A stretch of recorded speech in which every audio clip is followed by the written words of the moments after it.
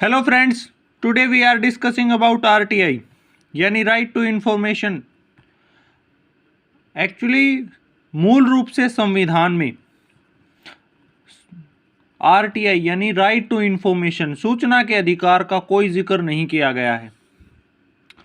लेकिन जैसा आप जानते हैं, हमारे देश में लोकतंत्र है और लोकतंत्र में जनता को ये जानने का हक है कि उसके द्वारा दिए गए टैक्स को सरकार कहाँ खर्च कर रही है और किस तरह के काम लोगों की भलाई के लिए किए जाते हैं।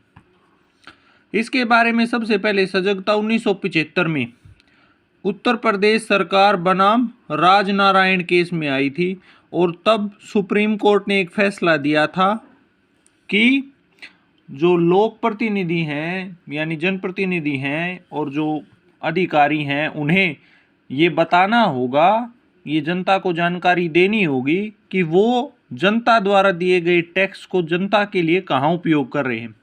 इसी के बाद जो हमारा संविधान का आर्टिकल 19 है, जिसमें एक 19A जोड़ा गया, जिसमें राइट टू इन्फॉर्मेशन को शामिल किया गया कि हमारे नागरिकों को सूचना का अधिकार तो होगा, लेकिन इसमें कुछ बंदिशें भी लगाई गई जो परिभाषित नहीं थी। जिसमें ये था कि शासकीय जो गुप्त शब्द है, मतलब शासन कुछ बातों को गुप्त रख सकता है, ये स्पष्ट प्रावधान इसमें नहीं थे। लेकिन जब 1990 का दशक आया, तब राजस्थान में एक संगठन होता था, मजदूर किसान शक्ति संगठन। इस संगठन ने बहुत तेज आंदोलन किया और बहुत तेज आवाज उठाई और बहुत सारे लोगों ने इसका समर्थन भी किया कि भाई ये तय होना चाहिए कि सरकार जो है वो लोगों की भलाई के लिए पैसे को कैसे इस्तेमाल कर रही है।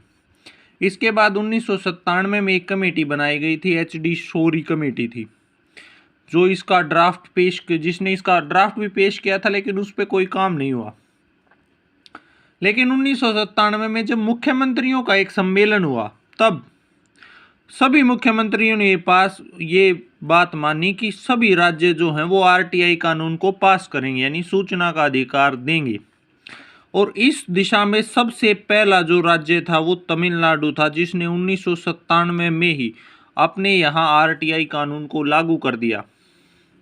इसके बाद 2002 में भारत की संसद ने सूचना की स्वतंत्रता यानी फ्रीडम ऑफ इंफॉर्मेशन, सूचना की स्वतंत्रता एक्ट पास किया और जनवरी 2003 में इसे राष्ट्रपति की मंजूरी भी मिल गई थी। लेकिन 2005 में भारत की संसद ने आरटीआई एक्ट यानी राइट टू इंफॉर्मेशन एक्ट 2005 पास किया और अक्टूबर 2005 में जम्मू कश्मीर को छोड़कर पूरे देश में लागू कर दिया गया था और 5 अगस्त 2019 को वहां 370 हटाने के बाद जम्मू कश्मीर में भी इसे लागू कर दिया गया है। इसमें कई धाराएं हैं और बहुत सी व्यवस्थाएं इसमें दी गई हैं। इसकी धारा 12 ये कहती है कि एक केंद्रीय सूचना आयोग होगा और उसमें एक मुख्य सूचना आयुक्त होगा, उसके साथ साथ अन्य सूचना आयुक्त भी होंगे, लेकिन मैक्सिमम सदस्य उसमें 10 होंगे। यानी जो सेंट्रल सूचना आयुक्त जो बनेगा, इंफॉर्मेशन कमीशन, CIC बोलते हैं इसे हम।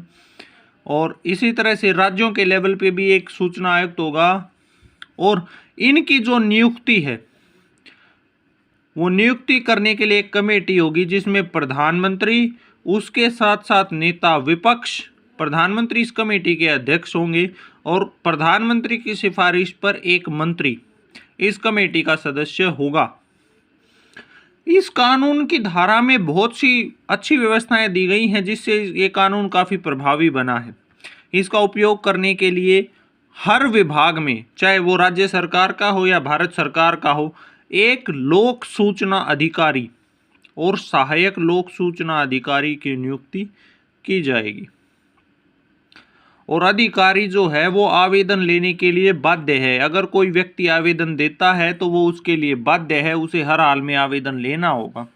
ये नहीं कह सकता कि ये मेरे विभाग से संबंधित नहीं है। अगर वो उसके विभाग से संबंधित नहीं है, तब भी उसकी जिम्मेदारी है कि वो 5 दिन के अंदर उस आवेदन को संबंधित विभाग को भेजे और कम से कम 30 दिनों में 30 दिनों के भीतर भीतर, ज़्यादा से ज़्यादा 30 दिनों में उस व्यक्ति को वो जानकारी उपलब्ध करवाना जिम्मेदारी है। हालांकि सहायक जो सूचना अधिकारी होते हैं उनके लिए समय सीमा 35 दिन है और इसमें दो अनुसूचियां भी हैं। 40 दिनों की सीमा उन संगठनों के लिए है जिनका तीसरी अनुसूची में जिक्र किया गया है और 45 दिनों की अवधि उन संगठनों के लिए है जिनकी जिक्र दूसरी अनुसूची में किया गया है। ये सारी व्यवस्थाएं हैं, लेकिन इसके लिए टैक्स सरकार एक फीस भी लगाती है 10 रुपये आवेदन के लिए और मांगी गई जानकारी के हिसाब से 2 रुपीज़ पर पेज फीस जो है वो भारत सरकार लेती है। और इसको देने का तरीका भी काफ़ी व्यापक है। आप डाक के द्वारा या बैंक के द्वारा जो भी आप देना चाहें, कैश भी दे सकते हैं, प्रधानमंत्री कार्यालय के पक्ष में भी दिया जा सकता है। और बीपीएल जो है, बिलो पॉवर्टी लाइन से जो लोग हैं, उन्हें इसके लिए कोई फीस नहीं देनी होती है। आज दुनिया के 80 से ज़्यादा देशों में ये कानून लागू है। और एक खास बात इसमें यह है कि अगर कोई सूचना किसी के जीवन और स्वतंत्रता को प्रभावित करती है तो वो सूचना उस व्यक्ति को 48 घंटे में देना जरूरी है। और ऐसा नहीं है कि सूचना ना मिले तो इसमें दरवाजे बंद हो जाते हैं। इसमें पहली अपील उसके वरिष्ठ अधिकारी को, दूसरी अपील जो है वो सूचना आयोग में भी की जा सकती है और 90 दिनों के भीतर की जा सकती है। अगर पहली अपील का फैसला आ जाता है तो उसके 90 दिनों के भीतर। इस कानून की में धारा 8 भी है। एक धारा 8 ये कहती है कुछ ऐसी बातें यानी प्राइवेसी लगाई गई है जो भारत सरकार कभी नहीं बताएगी। एक तो ऐसी बातें जिससे सुप्रीम कोर्ट की अवमानना हो या किसी का जीवन या उसकी स्वतंत्रता भंग हो, किसी के निजता के अधिकार का उल्लंघन हो, या फिर विदेशों से संबंध खराब हो, या फिर ऐसे व्यक्ति या विदेशों से प्राप्त कोई सूचना हो। वो सूचनाएं जो देश की संप्रभुता और एकता को खंडित करें, ऐसी सूचनाएं भारत सरकार कभी नहीं देगी और ये जरूरी भी है। और आरटीआई जो है वो सिर्फ भारतीय लोगों के लिए है, किसी भी विदेशी को ये सूचना नहीं दी जा सकती। Thank you.